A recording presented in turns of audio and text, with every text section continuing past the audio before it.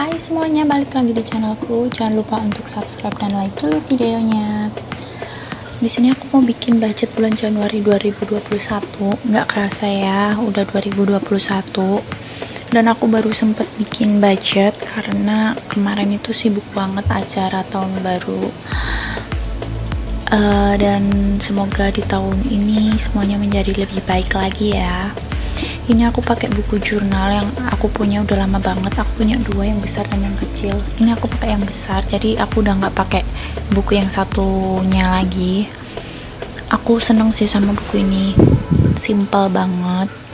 Seperti biasa aku tulisin cash in karena aku nggak pakai semuanya penghasilan atau gaji di keluargaku ya, jadi makanya kenapa aku tulis cash in. Ini tuh cuman untuk keperluan rumah tangga aja, dan beda banget sama bulan-bulan sebelumnya. Kalau bulan-bulan sebelumnya itu lebih besar dananya, sekarang aku potong karena memang beberapa hal terjadi. Kayak misalnya uang saku suami, sebenarnya di bulan-bulan sebelumnya pun uang saku suamiku tuh realitanya ya, maksudnya realnya itu nggak segitu, jadi aku selalu nambahin suamiku untuk uang saku, untuk uang pegangan dia lebih dari itu. Kemudian yang lain-lain pun juga sama, kayak bensin. Kalau bensin sih jarang banget sih nambah, biasanya pas atau enggak sisa gitu, tapi ya pernah nambah tapi jarang banget. Nah, makanya aku nggak tulisin lagi di sini. Kalau ada yang nanya, terus nambahnya dari mana gitu lah. Sekali lagi, yang aku tulis di sini tuh bukan total gaji atau penghasilan keluarga kami gitu ya. Jadi kami masih ada dana yang nggak aku masukin ke sini, dan dana itu kami kelola berdua. Untuk apa ya? Pokoknya kami kelola berdua gitu ya. Makanya di sini aku juga nggak catat investasi, karena investasiku sebenarnya kalau kayak kemarin bulan-bulan sebelumnya, misalkan cash innya 3 juta gitu, investasi 100.000. Sebenarnya juga itu kan karena aku tuh tipe orang yang kalau pegang uang, aku tuh nggak bisa kalau nggak nabung, meskipun budget nabung udah ada sendiri gitu. Makanya tetap aku sisihin sendiri. Di sini pun masih ada sinking fund gitu, 50.000. Itulah kenapa aku nggak tulisin, karena memang realnya nggak segitu gitu ya.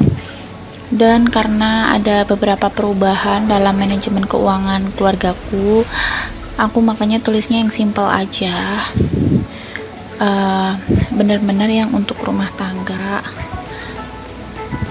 Jadi kayak bensin itu nggak aku tulisin, kayak uang saku suami, terus bayar tempat tinggal itu enggak aku tulisin.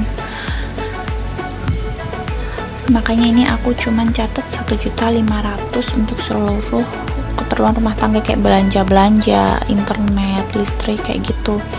Kemudian untuk belanja Shopee atau misalkan charity ya, kayak amal kayak gitu juga. Kalau untuk Shopee memang aku biasanya nyari-nyari sisaan sih, kayak misal uang belanjanya masih sisa, itu aku buat beli Shopee kayak gitu. Kalau nggak cukup, padahal aku butuh barangnya, ya udah aku ambil dari uang kami yang nggak masuk ke dana ini gitu.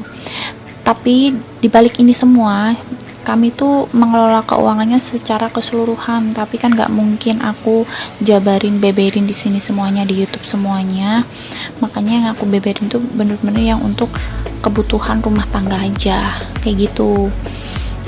Nah, untuk kayak amal juga kayak gitu kan, ya nggak mungkin aku catat pasnya berapa gitu kan, karena sekali lagi aku tuh kalau pegang uang nggak bisa kalau nggak nyisin, entah itu untuk nabung atau misalnya ngasih saudara atau apa kayak gitu.